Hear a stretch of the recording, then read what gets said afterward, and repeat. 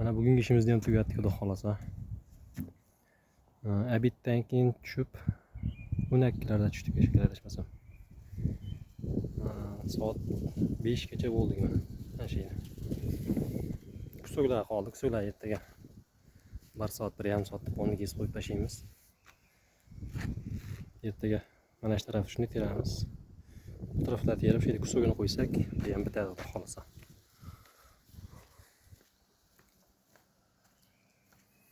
Bu taraf bitti.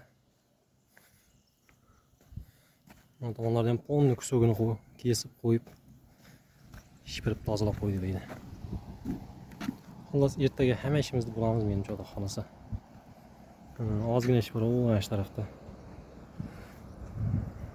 Ertaga bitmasa, ertadan keyin bitamiz ekan, xudo xolasa. Endi hozir cho'milishga boramiz dengizga.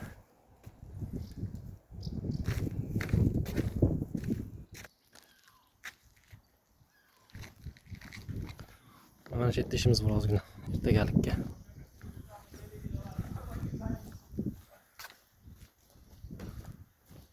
Chiroyligini qarang.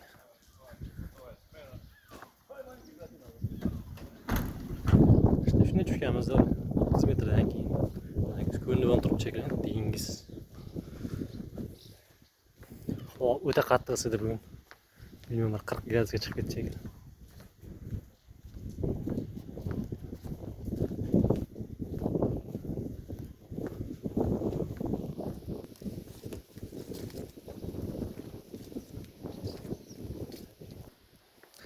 Endi cho'milamiz deganimizdan shamollar kelishdi, boshladi kutib turganda. Endi ishlayib turganimizda shamol yo'q edi. Mana dengiz. Ammo odamlar o'ta ko'p. Mana dengiz. Shamoli bilan.